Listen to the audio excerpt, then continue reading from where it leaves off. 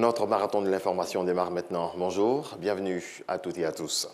Le président de la République, Alassane Ouattara, et son épouse, la première dame Dominique Ouattara, ont pris part ce mardi à Paris au dîner de gala du Forum des marchés émergents. Ce dîner a été l'occasion de rendre un vibrant hommage au cofondateur du Forum des marchés émergents et ancien directeur général du FMI, Fonds monétaire international, Michel Candissius, pour son leadership et son action en faveur de la réduction des inégalités, du développement durable et de la lutte contre la pauvreté. C'est ce que nous apprend Viviane Aïma.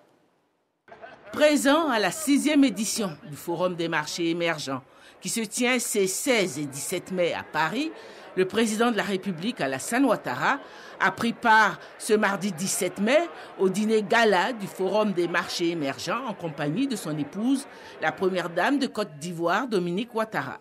Ce dîner gala a été l'occasion de rendre un vibrant hommage au cofondateur du Forum des marchés émergents et ancien directeur général du FMI, Michel Candissius, pour son leadership et son action en faveur de la réduction des inégalités, du développement durable et de la lutte contre la pauvreté. Le président de la République et la première dame ont offert un cadeau à l'ancien directeur général du FMI, Michel Candissius. Opération planting de 25 arbres à l'occasion de la COP15. Elle a été conduite par le Premier ministre ivoirien, Patrick Hachi. Initiative du gouvernement en collaboration avec le Programme des Nations Unies pour le développement PNUD. Alexis Boudraogo.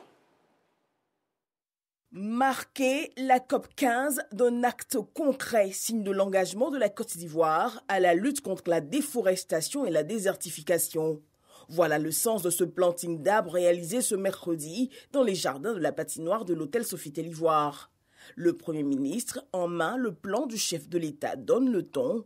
Faire de cette future forêt un témoignage pour les générations à venir. Nous saluons cette initiative conjointe du PNUD et du gouvernement ivoirien de traduire tous les discours et toute la volonté que nous avons affichée au cours de ces derniers jours, depuis le début de cette COP, en actes, à travers donc un planting d'arbres qui sera le symbole de cette COP qui s'est déroulée ici, pour que chaque personne ici en Côte d'Ivoire qui passe et qui voit cette forêt se souvienne de cette COP, se souvienne des conclusions majeures de cette COP qui, j'en suis sûr, au travers des discussions qui ont eu lieu et des premières conclusions dont on nous a fait part, fera date dans l'histoire de la COP.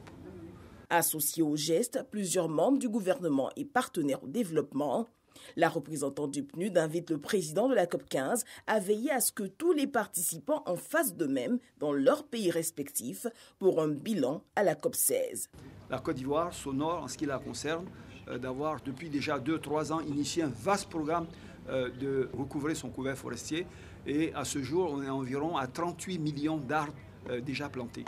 Donc au cours de la décennie à venir, comme vous le savez, l'objectif c'est de recouvrer 20% de notre couvert forestier. Cette COP, les fonds qui ont été levés à l'issue, de l'appel qui a été fait, permettront certainement d'accélérer et d'atteindre ces objectifs-là. Cap sur les stands.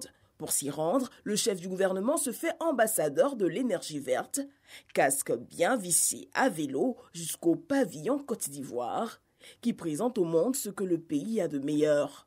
Le chocolat made in Côte d'Ivoire, la noix de cajou et tout ce potentiel culturel à découvrir et redécouvrir jusqu'au 20 mai prochain à la COP15.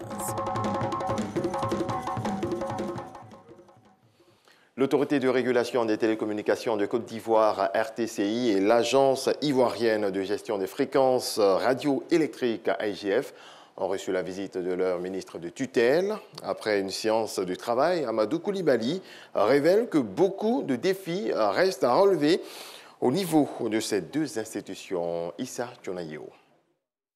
En plus du ministère de la Communication, Amadou Koulibaly hérite depuis le dernier remaniement du ministère de l'économie numérique. Ce mercredi, il a effectué une visite de travail à l'autorité de régulation des télécommunications de Côte d'Ivoire, ARTCI, et à l'agence ivoirienne de gestion des fréquences radioélectriques, AIGF, à Marcory. Il y a un personnel de qualité de part et d'autre aussi bien à l'RTCI qu'à l'AIGF, qui est l'agence de gestion des fréquences, qu'il y a la volonté, il y a la détermination des différents responsables de ces structures de pouvoir mettre en œuvre le plan stratégique de développement de l'économie numérique qui a été adopté par le gouvernement en décembre 2021.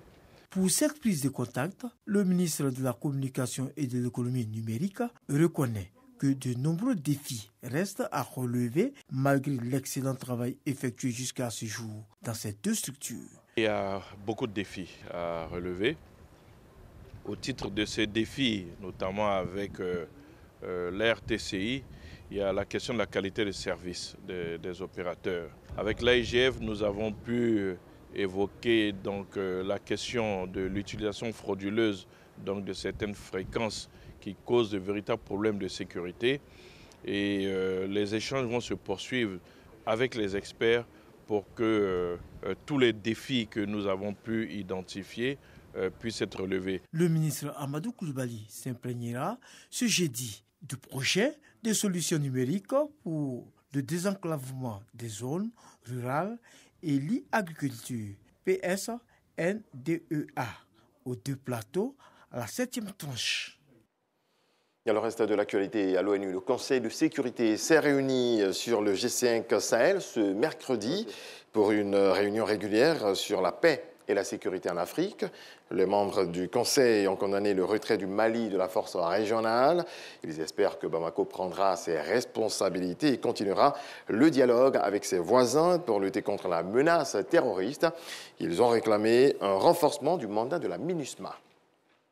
Et puis Moscou a annoncé mercredi expulser des diplomates français, italiens et espagnols en représailles aux expulsions similaires de diplomates russes décidées dans la foulée de l'offensive russe en Ukraine.